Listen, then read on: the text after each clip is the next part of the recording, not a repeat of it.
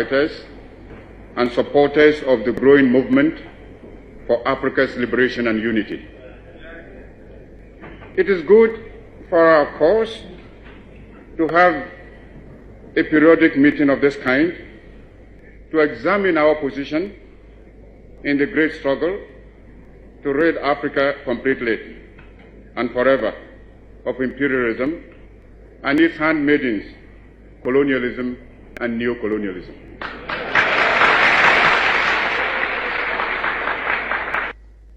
Africa is rich and not poor.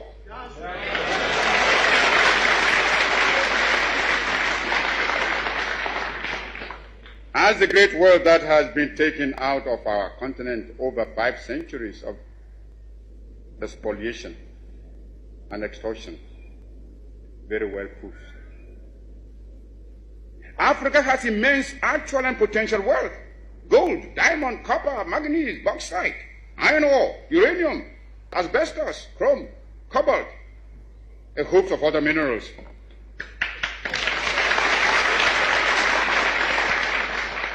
Our essential agricultural produce have all been drained away by colonialist imperialism. Africa is far from being poor. It is Africans who are poor, not Africa.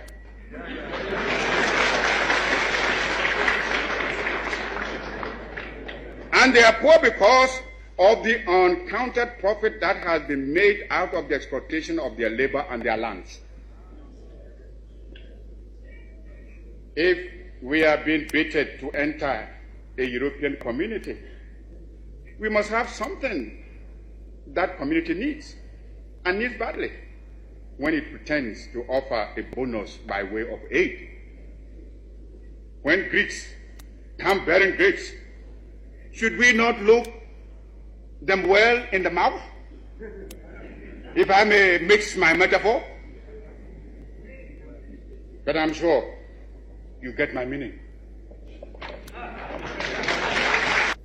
I raise this point so that it will stay in your minds when you may be tempted by the seductive promises of new colonialism to forget the real character of colonialist imperialism and be persuaded away from your own true interests and those of Africa.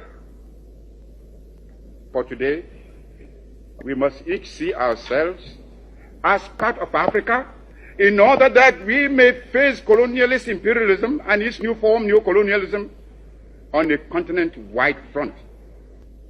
For unity must be the keynote of our actions. Our enemies are many, and they stand ready to pounce upon and exploit our very weakness. They tell us that this particular person or that particular country has greater or more favorable potentialities than the other. They do not tell us that we should unite, that we are all as good as we are able to make ourselves once we are free. Remember, always, that you have 4 stages to make. First, the attainment of freedom and independence. Secondly, the consolidation of that freedom and independence. Thirdly, the creation of unity and community between the free African states. Fourth, the economic and social reconstruction of Africa. This requires some plain speaking. And for the sake of Africa, let us speak plainly.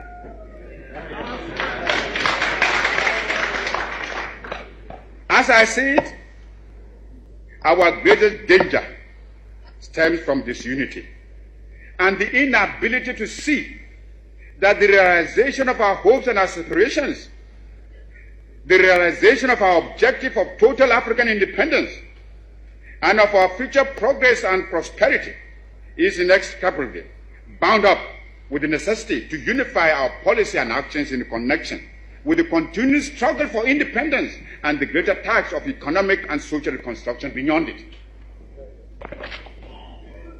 We must therefore face the issue of African unity now, For only unity will make the artificial boundaries and regional demarcations imposed by colonialism obsolete and superfluous.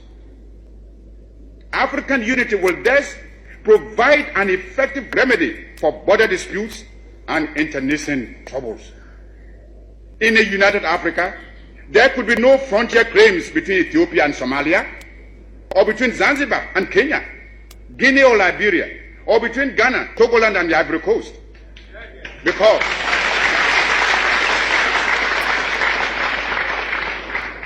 Because we would regard ourselves as one great continental family of nations.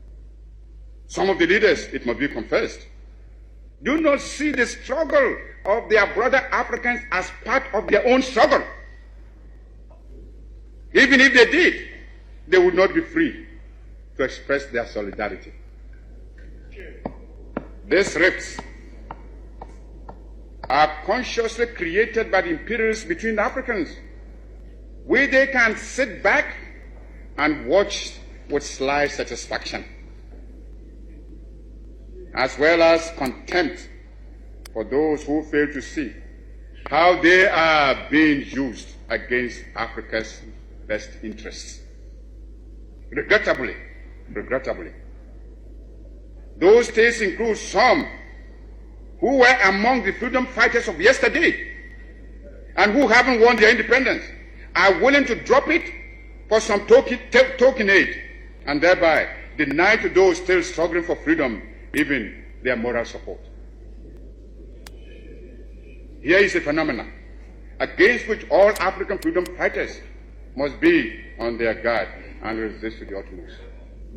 Even though I appreciate the difficulties facing us, I must admit, I find it strange to watch some of us returning willingly to the colonialist fold. This time, they don't even have the excuse of being forced to subject themselves to foreign domination. It makes one wonder, why so much effort and sacrifice and so many lives were given up to the achievement of independence in the first place, if it can only be so quickly and easily surrendered. We must begin to build immediately our own continental common market. For it is easy for anyone who studies the common market organization closely to realize that the common market is aimed at harnessing the African countries to satisfy the profit lust of the imperialist bloc and to prevent us from following an independent neutralist policy.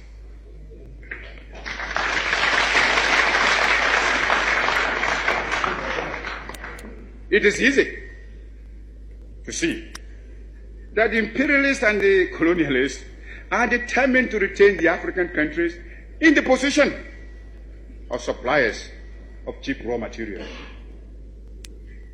If we do not resist this threat, and if we throw in our lot with the common market, we shall doom the economy of Africa to a state of perpetual subjection to the economy of Western Europe. This will, of course, hinder the industrialization of our young African states.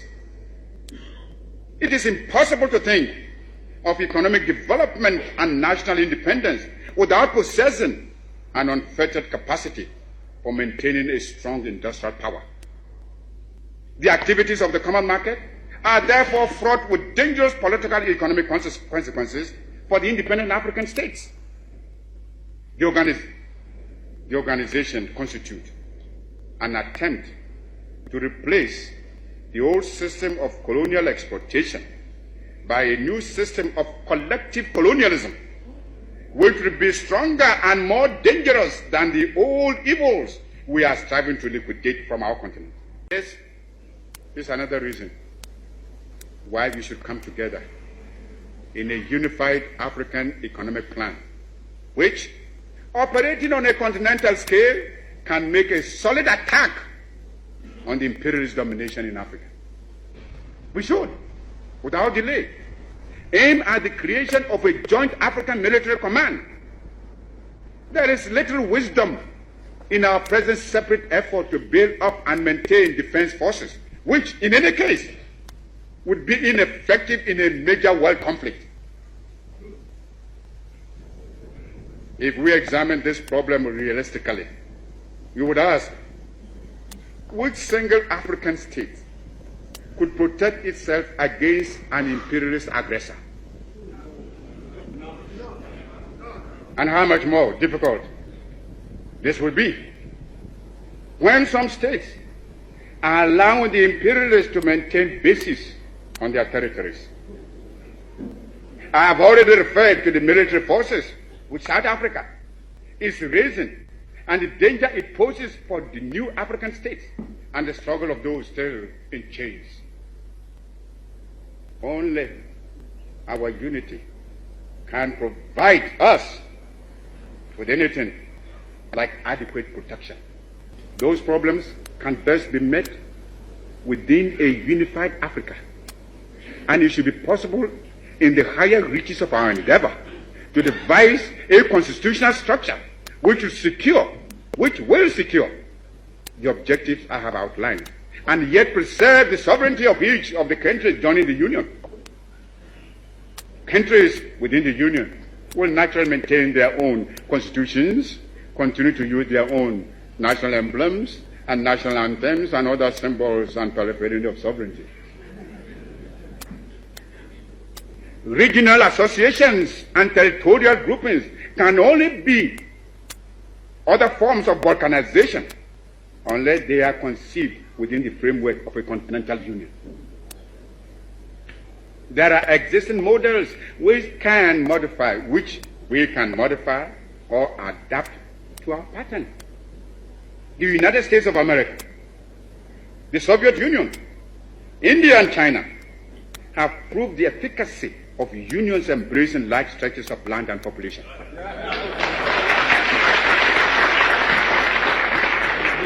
Long live African freedom fighters.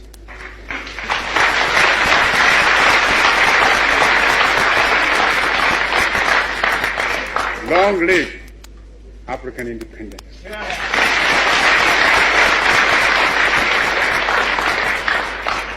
Long live your struggle. And long live African unity.